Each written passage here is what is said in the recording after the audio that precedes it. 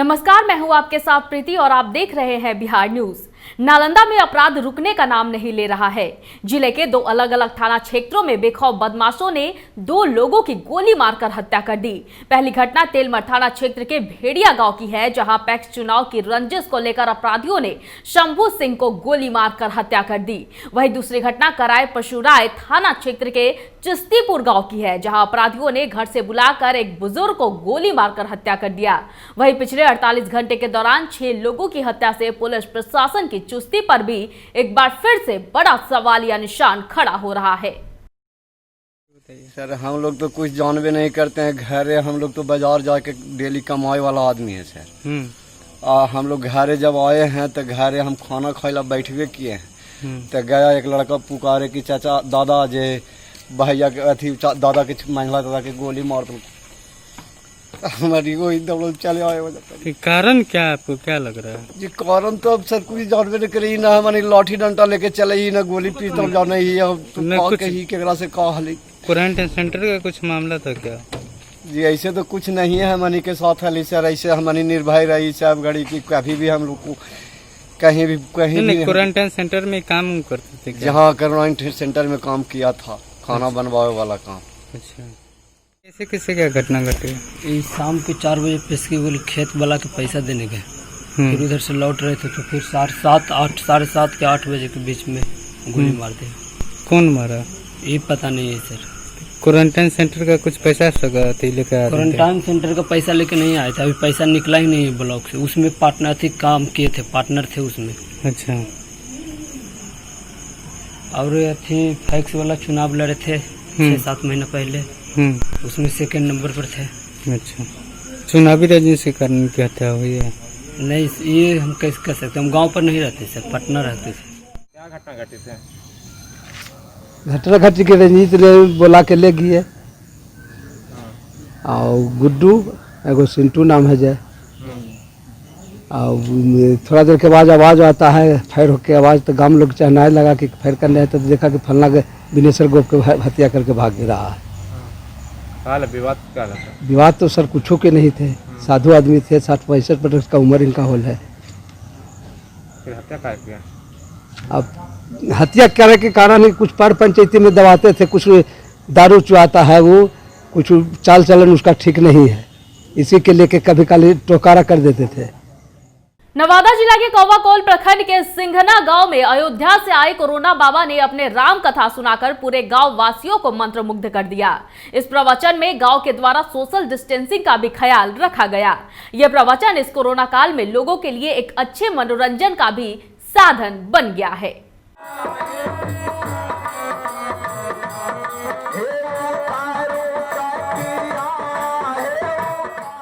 नालंदा में अलग अलग हुए सड़क हादसों में 3 लोगों की मौत हो गई, वहीं कई लोग जख्मी भी हुए हैं। बेन में ट्रैक्टर पलटने से चालक व एक मजदूर की मौत हो गई, वहीं एक मजदूर जख्मी हो गया। इधर हिलसा में अज्ञात वाहन की चपेट में आकर एक युवा की मौत हो गई, जबकि दूसरा एक व्यक्ति जख्मी हो गया। वहीं पुलिस ने शव को पोस्टमार्टम कराने के बाद परिजनों को सौंप दिया है और अग्रेतर कार्रवाई में जुट गई है। कैसे घटना घटा? बैन में बैन से लौट रहे थे, रामा के पास में जो बैन था उसमें जी ब्रेक के कारण ब्रेक फेल कर गए, गाड़ी जब चल गई गड्ढे। कई लोग डेट कर गए, कई घायल है? जी वो घायल थे, जो 2 स्पोर्ट थे। 2 स्पोर्ट डेट कर गए। दोनों मजदूर थे? जी एगो थे लेबर था, एगो ड्राइवर था। चालक और मजदूर दोनों? क्या नाम है आपका? बेन थाना बेन बाजार की ओर से ट्रैक्टर अनलोड करके खाली ट्रैक्टर ईंटा अनलोड करके खाली ट्रैक्टर परवलपुर की ओर जा रही थी। रास्ते में बेन थाना अंतर्गत आरामा गांव के पास बाएं साइड गाड़ी अपने से जो चला रहे थे, वो एक नदी क्या कहते हैं, वहाँ पैन है, वहाँ पुल है, उसमें गिर गया, जिसमें 3 आदमी सवार था, जिसमें 2 आदमी मर गया। एक आदमी इलाज कपार पर फूट गया, जो परवलपुर सदर अस्पताल में इलाज, अभी सरकारी अस्पताल में इलाज। पूरे विश्व में कोरोना संक्रमण बीमारी तेजी से अपना पैर पसार रहा है। बाहर से आए प्रवासी मजदूरों को बिहार में कोई रोजगार न मिलने के कारण अब एक बार फिर से मजदूर दिल्ली, पंजाब जैसे राज्यों के लिए पलायन भी करते हुए नजर आ रहे हैं। मजदूरों की माने तो बिहार में कोई रोजगार न होने को लेकर यह लोग दिल्ली, हरियाणा, पंजाब जाने को मजबूर है।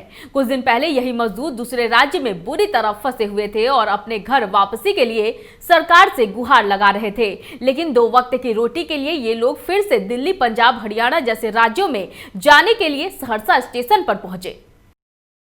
कहां से आ रहे हैं और कहां जा रहे हैं? दिल्ली से आ रहे हैं, सहरसा जाएंगे और 21 दिन लॉकडाउन में रहे।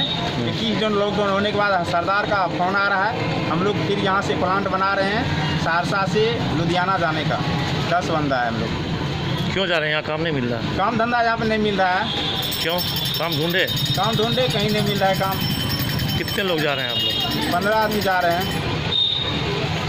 क्या करेंगे वहाँ जाके? चावल लगाएंगे। क्या नाम हुआ आपका? सुशील यादव। सीतामढ़ी के लगन राय को नेपाल प्रशासन ने आखिरकार मुक्त कर दिया है। पिछले 24 घंटे से बंधक में रहे लगन राय ने नेपाल से रिहा होने के बाद अपनी आपबीती सुनाई है, जिसमें उन्होंने नेपाल पुलिस के द्वारा उसके साथ की गई बर्बर व्यवहार का भी जिक्र किया है। लगन राय को नेपाल के सर्लाही जिले से लाकर भारत के सीमा पर छोड़ा गया है।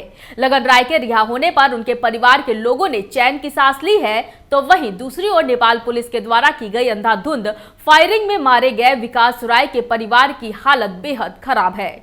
वहीं नेपाल पुलिस के द्वारा की गई इस कार्रवाई की चारों तरफ निंदा हो रही है। नेपाल पुलिस के जवानों ने भारत और नेपाल के वर्षों पुरानी जो बेटी रोटी का रिश्ता है उसको तार-तार करने का काम किया है। इधर दूसरी ओर सीमा पर घर बसा कर रहने वाले लोगों का कहना है कि जब से लॉकडाउन हुआ है तब से भारत के लोगों को देखने का नजरिया बदल गया है। घटना क्या हुआ था? कल क्या देखे थे आप? कल यही देखे सर से जब हमार कुटुम्ब आल रही नेपाल से भेंट करे के लेल बचबी से ओकर माय, तो वहाँ ये सब लोग गए फैमिली से भेंट करे। आ हम बाद में गेलिए तो हमार लड़का कह रही से ओ बाबू से मारल 2 डंडा। हम गेली अफसर के कहलिए सर काहे मारलिए? अफसर हमरा बचवा के न मारे के चाहिए। यही करी तुरंत में जौले में सब लोग थाना के परसा से पुलिस के बुला के हवाई फायरिंग 5-7 फायरिंग कल कर तब तक बाद चेहटे उहटे लगली। तब तक बाद मारे पीटे सब लगली, भागे लगली। हम सब जवान छौड़ा सब रही थे, हम कहली तो भाग न तो मर जाए। सबके बेगावे लगली। हमरा इंडिया में आके बंदूक के पुना से मार के गिरा के इंडिया से पकड़ के नेपाल में ले गए। और इसके बाद जो है लास्ट तो जिससे ही गोली यहाँ पर लगा, यहाँ से लोगों जो है लेकर के भागा इलाज के लिए। रास्ते में जो है सुरवर्षा के ही नज़दीक में जा कर के जो है वह डेथ कर गया। और जब उसको वहाँ से पोस्टमार्टम करा करके उस लाश को लेकर के जब सभी लोग वहाँ पहुँचे तो उसको जो है हम लोग अपने भारतीय सीमा में ही बॉर्डर पर अपने उस बॉडी को रख करके और हम लोग जो है अपना अनशन पर बैठ गए। सारे पूरे नौजवान जितने अभी यहाँ नज़र दिखाई दे रहे हैं, पूरे गांव समाज के लोग जितने भी हैं, सभी लोग वहाँ अनशन पर बैठ गए। और हम लोग मांग कर दिए कि हमारे जो यह निर्दोष व्यक्ति जो प्रवासी मजदूर के रूप में अभी भी जो यानी क्या है, जो दिल्ली लुधियाना कमाने वाले, लुधियाना में काम करते हैं सिलाई के, वैसे व्यक्ति को जो है यानी कि नेपाल के पुलिस द्वारा जबरन गोलियों से भून दिया गया है। तो इसका जब तक हम लोग का निदान नहीं होगा तब तक हम लोग जो है इस अनशन को नहीं तोड़ेंगे और लाश को दाह संस्कार नहीं करेंगे। नेपाल का प्रशासन इंडिया का आदमी को देखना ही पसंद नहीं करता। ये जब से लॉकडाउन हुआ जबकि सीतामढ़ी जिला के पूरे रिश्तेदार शादी ब्याह नेपाल से हुआ है, समझे कि नहीं। बॉर्डर खुला होने की वजह से सब आदमी अपना रिलेशनशिप रखे हुआ है नेपाल से, समझे। अगर ऐसा माहौल रहेगा तो रिश्ता टूट जाएगा, समझे सर। बहुत दुर्भाग्य है कि हम लोग का भारतीय क्षेत्र के नागरिक हम लोग ही दृष्टि से देखना पसंद करता है। नेपाली प्रशासन ऐसा क्यों करता है? कोरोना लॉकडाउन के वजह से बाद से कोरोना की वजह से ऐसा कर रहा है? नहीं तो हम नहीं बता पाएंगे। पहले खेत खलिहान में भी जाता है, अपना पड़ता है, उसको भी डंटा उंटा से पीटता है, समझे सर। मैंने जैसे इंडिया हम लोग का जो खेत पड़ता है बॉर्डर उस साइड में, उसमें भी देखता है तो डंडा वारी से मार करता है। अजय कॉन्स्टेक एंड रियल एस्टेट के एमडी सह समाज सेवी अलाउद्दीन चक पुनपुन निवासी अजय कुमार सिंह ने एक बार फिर दरियादिली दिखाते हुए डुमरी पुनपुन की रहने वाली अति निर्धन वर्ग की कन्या को आर्थिक सहायता प्रदान कर उसकी शादी करवाने में अहम भूमिका निभाई है, जिसकी सराहना पुनपुन के सभी लोग कर रहे हैं। कन्या के माता पिता ने खुशी जाहिर कर अजय कुमार सिंह के प्रति आभार भी जताया है।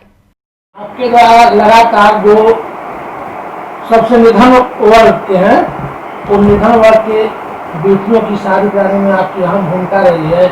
जरूरत भी आवश्यकता भी है कि ऐसे तमाम जो बेटियां हमारे यहाँ हैं उस बेटियों की शादी है वो दहेज की तरह नहीं हो पाती है, तो ऐसे में कई शादियाँ टूट जाती है और बेटियां जो है उसका दर्द घूटने लगता है। तो ऐसे में आप निर्धन वर्ग के जो सब मदद करने का जो फैसला लिया, तरीका अपनाया कि ताकि एक भी निर्धन जो है उसकी बेटी जो है बिनब्याही न रहे, ऐसी स्थिति में आप उनको मदद करते हैं।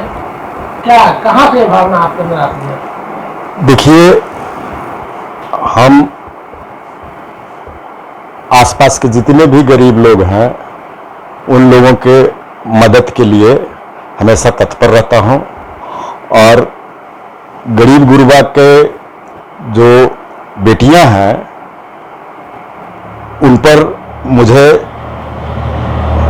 काफ़ी दिल से हमदर्दी रहती है और मैं एक लक्ष्य बना लिया हूं कि हर वर्ष कुछ लड़कियों को शादी में कुछ अपनी ओर से मदद कर दूं। आज भी एक महिला जो डुमरी की थी वो हमारे पास आई, उनकी भी लड़की की शादी थी और उन्होंने भी इच्छा जाहिर की कि मुझे कुछ मदद चाहिए। हमने उनको 5001 रुपये का मदद किया और मुझे काफ़ी अच्छा अनुभव होता है कि हमारे गांव घर की जो बेटियां हैं वो खुशहाल रहें और उनकी शादी धूमधाम से हो, अच्छे तरीके से हो। गरीबी में आदमी शादी के वक्त पैसा नहीं जुटा पाता है, वैसे में मैं थोड़ी सी ही मदद कर देता हूं तो अपने आप को धन्य समझता हूं और मुझे बहुत अच्छा महसूस होता है। प्रवासी मजदूरों के लिए बनाए गए क्वारंटीन सेंटर महिला छात्रावास से 8 प्रवासी मजदूरों को विदा कर दिया गया है। सभी प्रवासी मजदूरों का स्वास्थ्य परीक्षण कर उन्हें होम क्वारंटीन में रहने की सलाह दी गई है।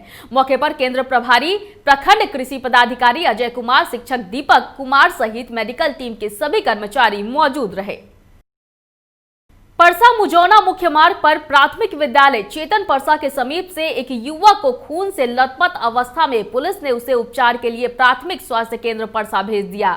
इधर पुलिस उसकी पहचान कर प्रेम प्रसंग या दुश्मनी की घटना की तहकीकात में पुलिस पूरे दिन हलकान रही। थाना अध्यक्ष द्वारा जख्मी युवक के हाथ पर गुदवाए नाम के आधार पर खोजबीन शुरू किया है। वहीं थाना अध्यक्ष प्रशांत कुमार ने बताया कि मामला प्रेम प्रसंग से जुड़ा प्रतीत हो रहा है, जिसमें अन्यत्र युवक की बेरहमी से पिटाई कर सुनसान जगह पर फेंक दिया गया है। नाम है पेशेंट का, पुलिस लेके आई है और इसके सर पे धारदार हथियार से 2 कट है, हेवी कट है जो स्काल्प तक डीप है और राइट हैंड में 2 कट है। ये लग रहा है चापर या दाब जैसा किसी चीज़ से मारा हुआ है और हेवी कट दिख रहा है जो बोन तक टच कर चुका है। वरिष्ठ शिक्षाविद आचार्य सुदर्शन जी महाराज ने सरकार द्वारा अनलॉक 1 की घोषणा का स्वागत करते हुए कहा है कि पूरा देश लॉकडाउन की भीषण विभीषिका से त्रस्त हो रहा था। इसी बीच लाखों लोगों का व्यापार ठप हो गया है, लाखों नौकरियां चली गई है, पूरा देश जैसे थम सा गया था। लेकिन अपने जीवन की रक्षा के लिए इन तमाम प्रतिबंधों को उन्होंने स्वीकार किया। उन्होंने कहा कि इस लॉकडाउन के नियमों को थोड़ा ढील दिया गया था, लेकिन इसका अर्थ यह नहीं है कि देश से संकट टल गया है। अभी भी हमारा देश इस संक्रमण से पूरी तैयारी से लड़ रहा है। जब तक पूरी तरह से इस बीमारी का सफाया नहीं हो जाता, तब तक कई क्षेत्रों में लॉकडाउन के नियमों का पालन होना चाहिए।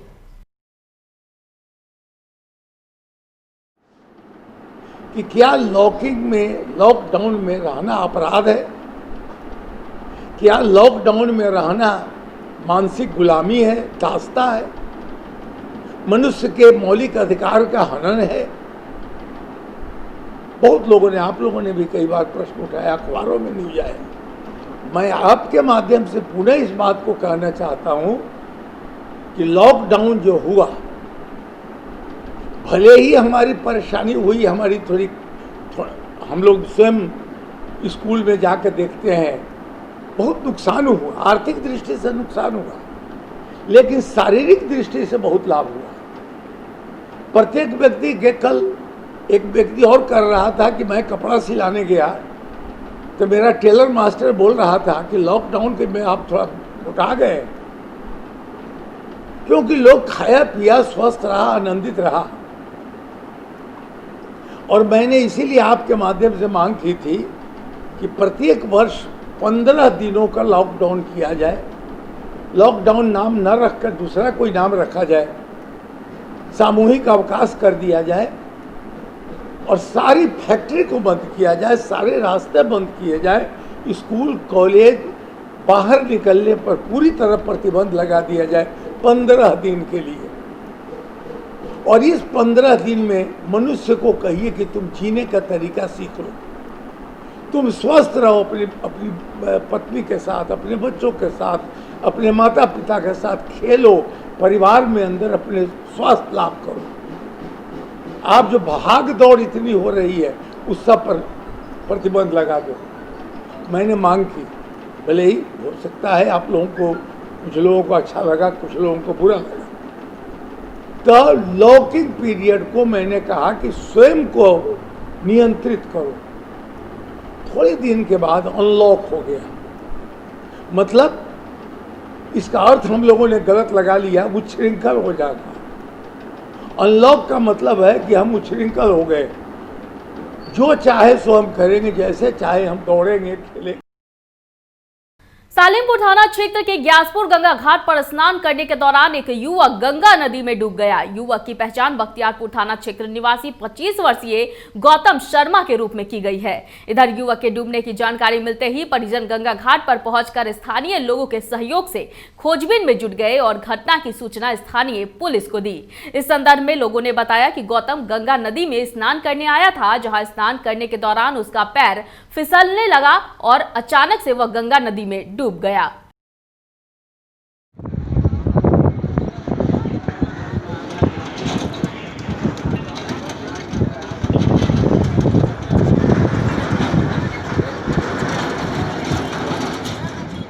सहरसा जिले के सलखुआ प्रखंड अंतर्गत चानन पंचायत के वार्ड नंबर 14 में एक ही स्थान पर मनरेगा पंचम वित्त योजना एवं मुख्यमंत्री ग्रामीण सड़क एवं नाला निर्माण कार्य नाम बदल कर किए जाने को लेकर जनतांत्रिक विकास पार्टी के प्रदेश उपाध्यक्ष प्रशांत प्रियदर्शी ने जिला अध्यक्ष गोसाई मंडल के आवास पर प्रेस वार्ता किया।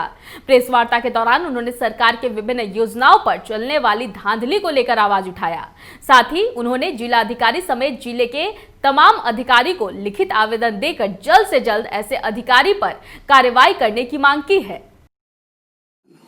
जी, एक ही जगह जो है बार बार जो नाम बदल कर जो है योजना चलाया गया है, इसी कारण जो है हम प्रेस में दिए हैं।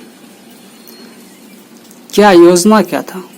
योजना था मिट्टी वर्क था, सोलिंग था, मुख्यमंत्री सातनी से गली नाली था, उसी पर जो है मनरेगा चलाया गया, सातनी से चला गया, 14 बीत गया, पंचम भी चलाया गया। आपको इसकी जानकारी कैसे मिली? जानकारी हम खुद निकाले हैं नेट से, और योजना सूची मेरा पास आया, योजना कोड सहित आया। कितने की घोटाला हुई है? लगभग लमसम करोड़ों का है। कहाँ का मामला है? ये चानन पंचायत का मामला है, वार्ड नंबर 14 का। देखिए, प्रॉब्लम ये है कि सलखुआ प्रखंड के चानन पंचायत में वार्ड नंबर 14, जहां एक ही सड़क में नाम बदल करके विभिन्न वित्तीय वर्ष में विभिन्न मद से योजनाएं चलाई गई है और लगभग 1 करोड़ की राशि का बंदरबांट जैसो जनप्रतिनिधि, बिचौलिया और सरकारी कर्मचारी पदाधिकारी ने मिलकर के किया है। हम लोग इसकी उच्च स्तरीय जांच की मांग करते हैं और ये भी आपको बताना चाहते हैं कि पूरे इलाके में कोसी दियारा में केवल लूट हो रहा है, विकास नाम का कोई चीज नहीं है।